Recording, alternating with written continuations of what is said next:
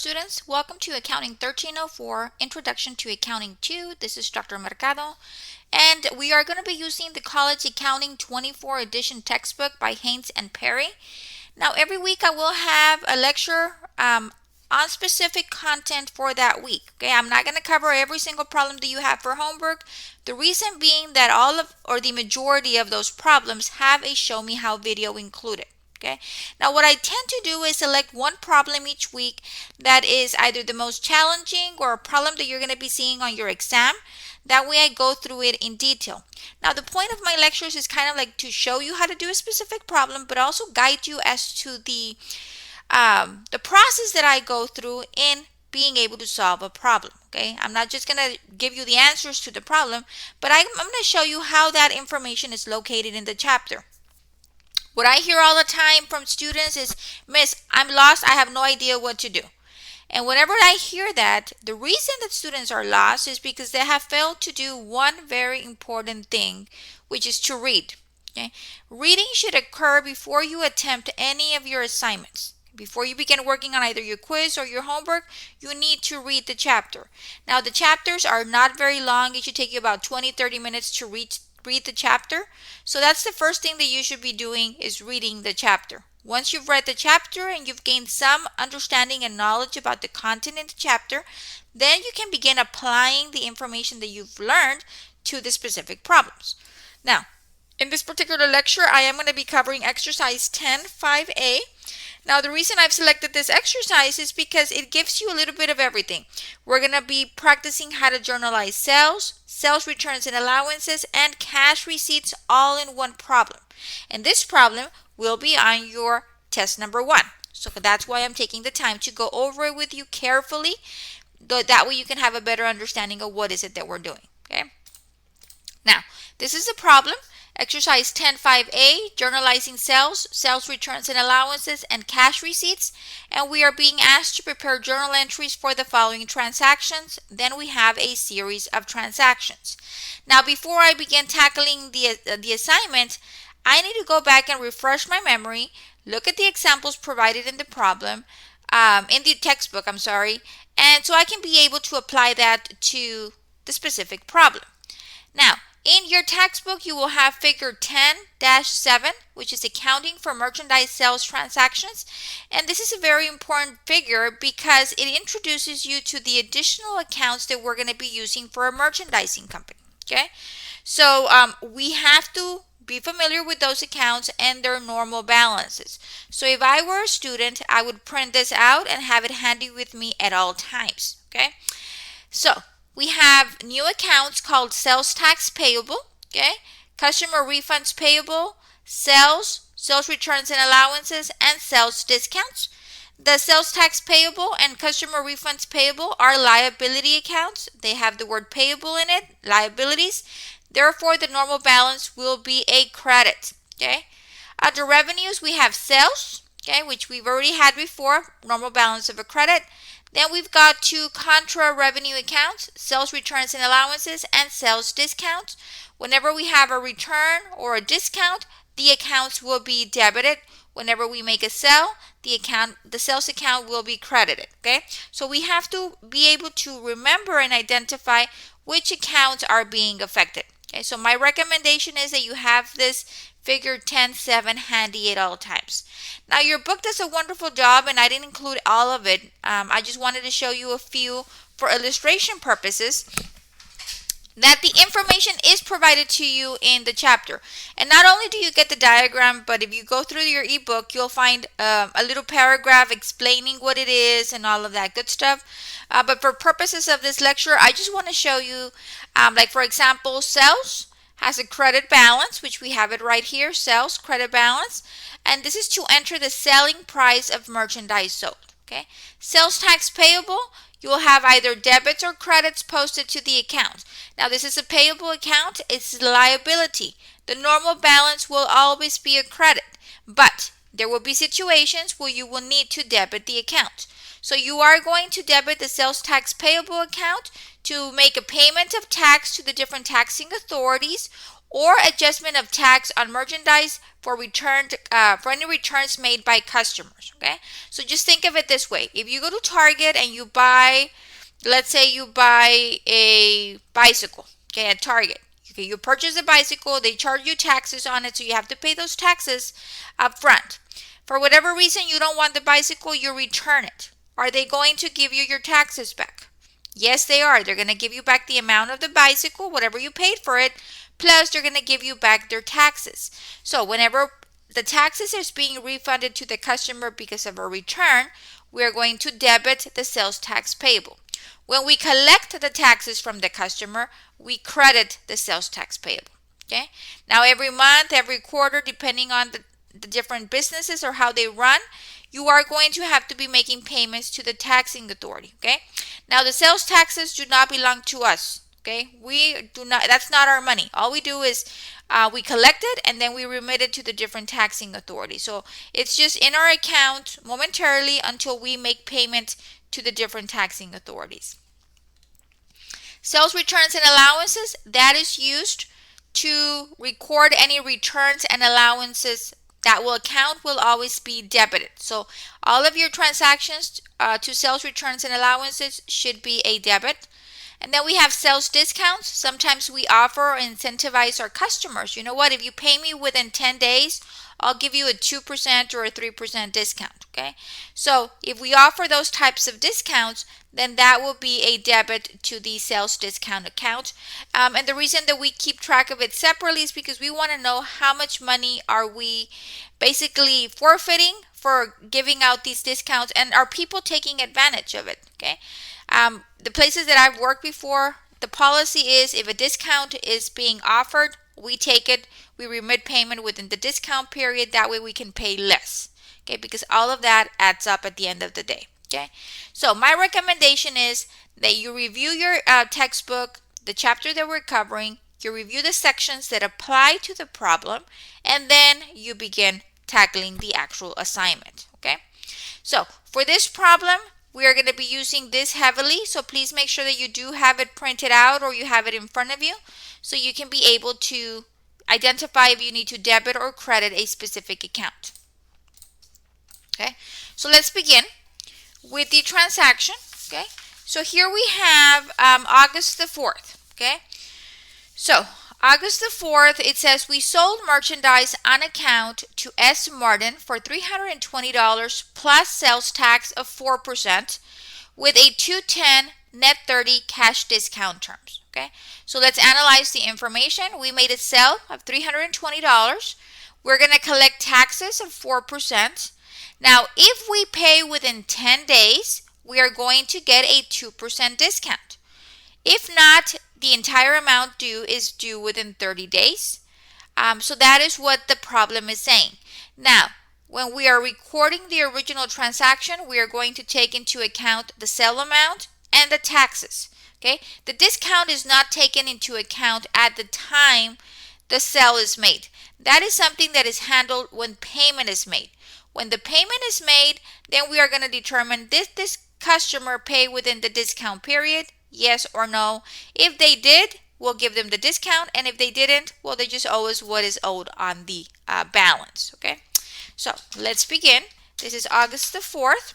Okay, so it says we sold merchandise on account. So immediately when you see the word on account, it means that this customer is going to pay us later. So that means that we have to set up a receivable. Okay, so this is going to be accounts receivable for S. Martin. Okay, and I'm going to locate first, I'm going to put in the account names, and then we're going to fill in the amounts. So what's going to happen is I'm going to set up a receivable because Martin owes me money. How much money? I don't know yet, but I'll calculate it in a minute. Okay, now what else happened? Well, we made a sale, right? We sold merchandise to Martin.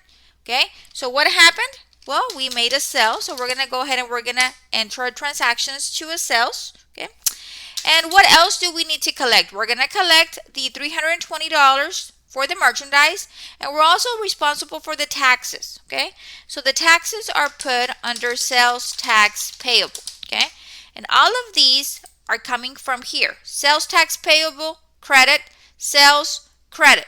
Okay, So we have that. Accounts receivable, that is an asset account. Okay, so accounts receivable is an asset. Normal balance is a debit. Okay, so we need to remember this from our Introduction to Accounting 1. Okay, so very important that we continue with the accounting equation and with the additional accounts that we have. Okay, so these are the three accounts that we are going to be using, and this is, we made a credit sale. Okay, now we're going to put in the dollar amounts. Okay, so I go back to the problem and it says we sold merchandise on account to Martin for $320. Okay, so my sales amount will always be the amount of the merchandise. So sales is a revenue account. I am going to credit my sales account. So we're going to look at our figure 10.7, and I know that if we have a sale, I need to credit my sale. So sales is a credit of 370. Okay, so I made a sale of 370. Let me get my calculator out. Okay, at 370, and I have to pay taxes, or the customer needs to pay taxes of 4%. So I'm going to multiply it by 4%. That means I need to collect, I'm sorry, it's not 370, it's 320. Okay, 320. I had done a typo. Okay, so we have 320 times 4%. Okay, so I need to collect, on top of the $320 for the merchandise, I need to collect $12.80 of taxes at a rate of 4%. So remember, sales tax payable is a liability account, so we're going to go sales tax payable needs to be credited for the amount of the tax, which is $12.80. Okay, so when I collect my money from Martin, okay, I am going to have to collect the $320 of the merchandise plus the $12.80 of the tax. So how much does Martin owe me? Martin owes me $332.80. Okay, so my receivable is going to be for the total of the merchandise and the taxes. So I'm gonna, on my accounts receivable for Martin, I'm going to go ahead and I'm going to debit $332.80. Okay, now why a debit? Because if you remember, accounts receivable is an asset account, and an asset account, when it increases, we debit it. Okay, so that is the first transaction that we have. After every transaction, remember that your debits need to equal your credit. So if you want to do a quick check, I don't mind doing this, especially if I'm using Excel, just to make sure that I'm in balance, and I am. Both of my debit and credit columns match, so I'm good. Okay, now I can move on to my next entry. Okay, this is happening on August the 6th. Okay, on August the 6th, you sold merchandise on account, once again, this time to Kennedy, for $210 plus sales tax of 4%. Now, if you see for Kennedy, there is no discount terms offered. So Kennedy is not getting any offers for paying early. Kennedy is just making a purchase on account of $210 plus tax. Okay, so the accounts are going to be the same. We're going to have accounts receivable, but this time we're going to have it for Kennedy. And why do I put down the name of the customers? Because when we prepare our accounts receivable subsidiary ledgers, I need to be able to figure out how much each of my customers owes me. So I need to keep track of each customer separately. Okay? And at the end of the day, the total of all of my customers will give me my accounts receivable balance. Okay? So here I have accounts receivable for Kennedy. What did we do? We made a sale. Okay? And we have to collect taxes, so we'll have an entry to sales tax payable. Okay, and this is a credit sale. We made a credit sale. So we're going to follow the same logistics as we did before. How much did we sell to Kennedy? We made a sale of $210. Okay, credit. Let me format this. Okay, so we made a sale of $210. Plus tax of 4%, so 210 times 4% taxes. The taxes are $8.40, so I'm under my sales tax payable. It's going to be $8.40. So when I collect my money from Kennedy, I'm going to collect the $210 plus the $8.40. That's going to give me $218.40. Okay, 218.40.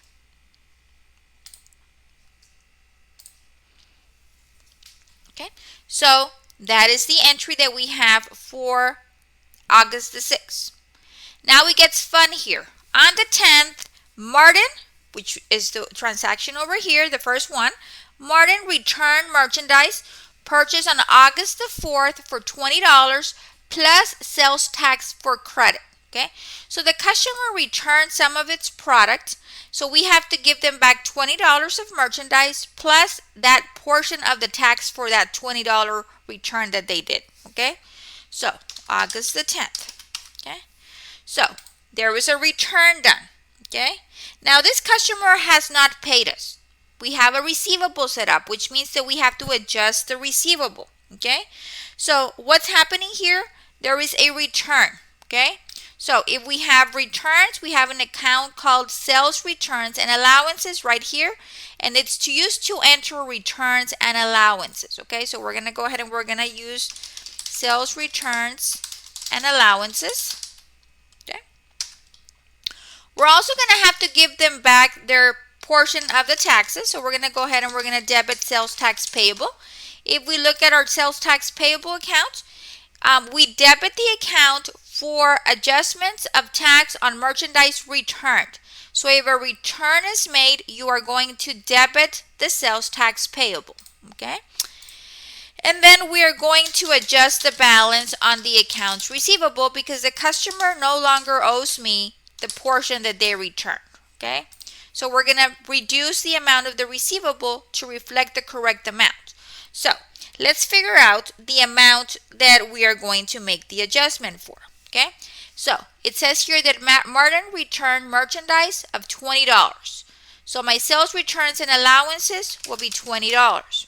Okay, I also have to give them back the taxes on $20. So it's $20 times 4% tax. That means I need to give them back 80 cents for the taxes. Okay, so the amount that is going to be adjusted for Martin is going to be the sum of those two. Okay, it'll be $20 plus 80 cents. So we're going to give a credit to Martin for the return for $20.80. Okay, so if we look at this point, let's look at my accounts receivable for Martin. Initially, Martin owed me $332.80. Now, Martin made a return, and I'm giving Martin credit of $20.80. That means that as of this point in time, Martin now only owes me $312. Okay? So that happened on the 10th.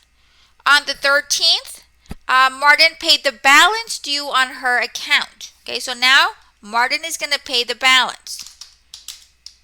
Now let's go back to the transaction from August the 4th. It said if the customer, which is Martin, paid within 10 days, they were going to get a 2% discount. Did Martin pay within the 10 days? Well, Martin made the purchase on the 4th. They had 10 days, which means that they had up to the 14th to pay. They ended up paying on the 13th, a day earlier. So yes, Martin paid within the discount period. So because Martin paid within the discount period, Martin is going to get a 2% discount. Okay, so let's figure that one out. So now Martin is paying the balance due. Okay, so when Martin pays, what are we going to receive? Okay, we are going to receive cash. Okay, because we are receiving a payment from a customer. Okay, so we are going to receive cash. Now we offered a cash discount, so we're going to go ahead and we're going to have an account for sales discounts. If we recall from over here, okay, sales discounts, we will always debit for the discount amount. Okay, debit. And then we are going to have to clear the accounts receivable for Martin, because Martin no longer owes me money because Martin just made the payment. So now let's read the transaction on the 13th. Martin paid the balance due on her account. Well, how much money is owed? Okay, so let's look at the information being provided. Okay, well, let's look at the sales. Okay, sales, we made a sale of $320. Okay, so let's focus on the sale here. Okay, we have a sale of $320, and then there was a return of $20. Okay, so let's look at this. We made a sale of $320, but then Martin returned $20 of merchandise.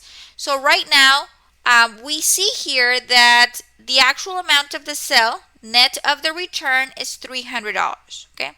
Now, we are going to apply a discount on the balance due of 2%. So if we look at August the 4th, it says 2-10.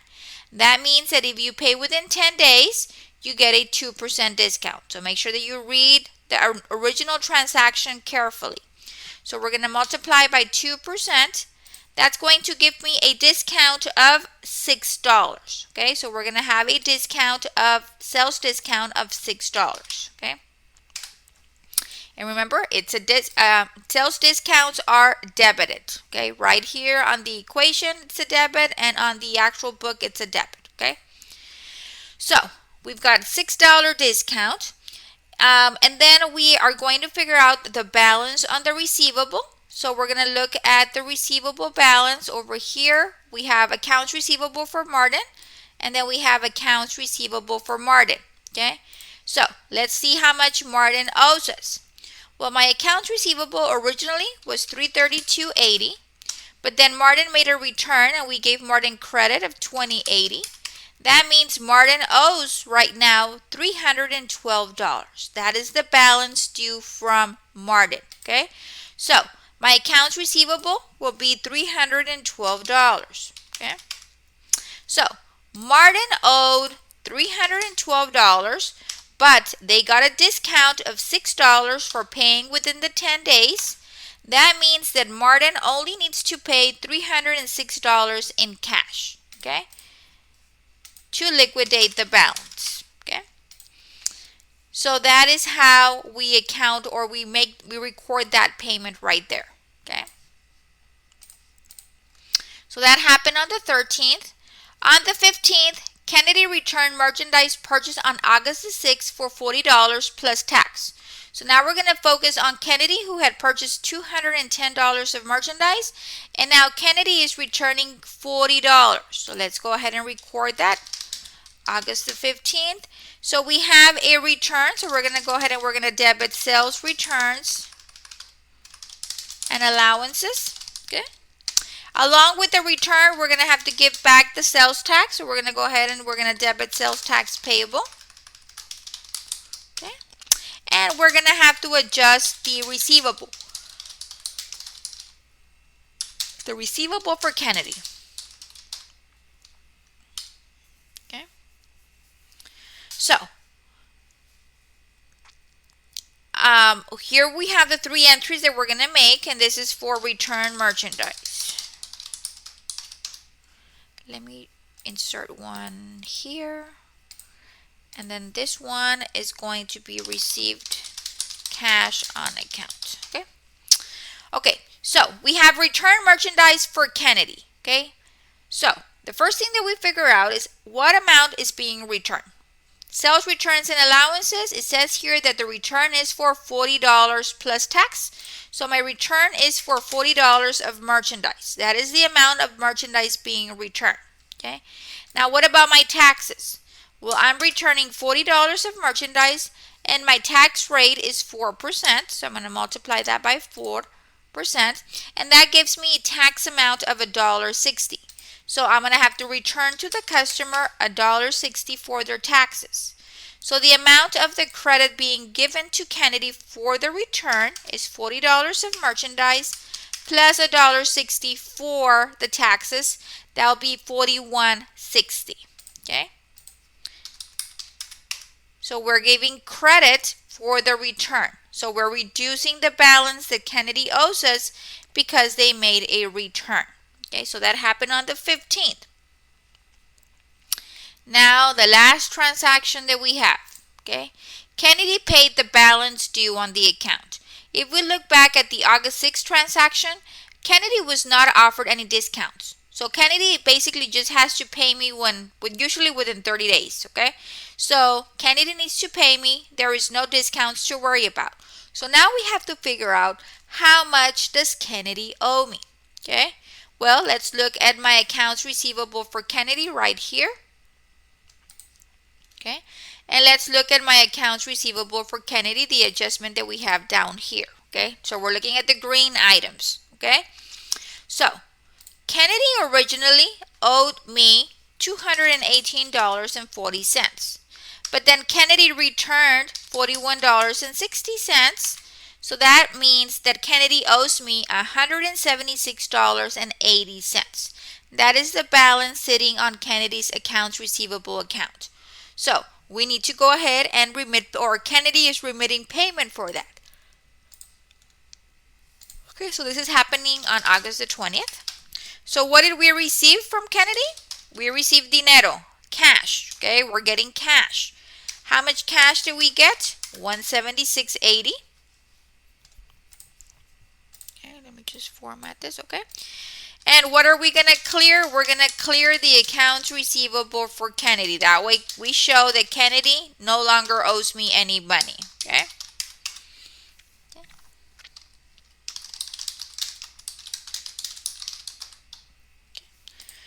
So that is the payment for what is owed from Kennedy. And remember, when you have these types of transactions, you always have to locate the original entry and if there were any adjustments, any returns, any allowances, anything of that nature.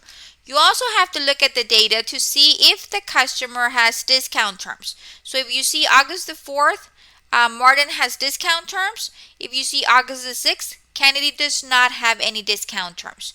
So don't make the assumption that all customers will have the discounts. You have to really analyze the information being provided, okay?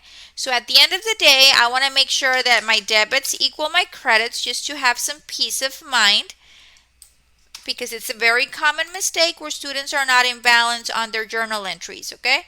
So here we have 1102.40, 11.2.40. That means my debits equal my credits, so that means I'm good, and I can delete that, okay?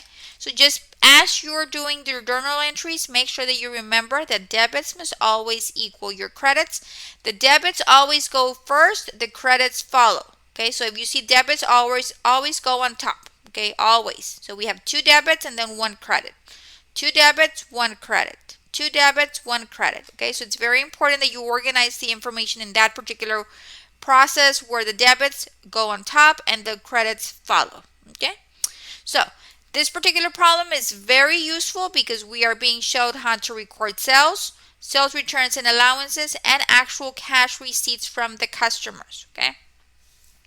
Please make sure that you do review the information in your ebook carefully before you tackle. Make sure that you do locate the sections of the book that apply. If you feel a specific item is important, print it out and have it handy. As is the case of figure 10.7, you will be using that quite a bit. So I quite encourage you to print it out and have it handy with you. That way you know if you need to debit or credit an account. Okay. I want to encourage all students, 2 attempts are provided in your homework, to please utilize the 2 attempts provided. I always keep the highest grade.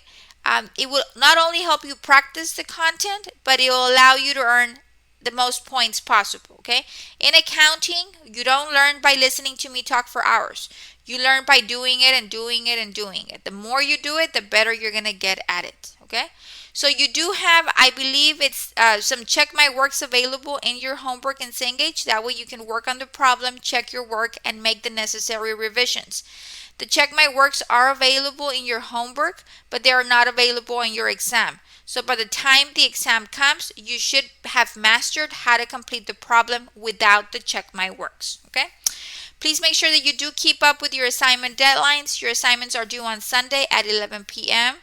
Please make sure that you do work during the week on the assignments. That way, if you have any questions or concerns, you can reach out to me during my scheduled office hours, which are posted on my course syllabus. Okay, so that is particularly it for this particular lecture covering exercise 10.5a. If you have any questions or concerns, please do not hesitate to contact me. If you have a question on a specific problem, please send me a screenshot of the problem that you are working on, because every student has a different version of the problem. So I don't know what you're getting or what you're looking at. So send me a screenshot of your problem and send me your step-by-step attempted solution. That way I can provide you feedback.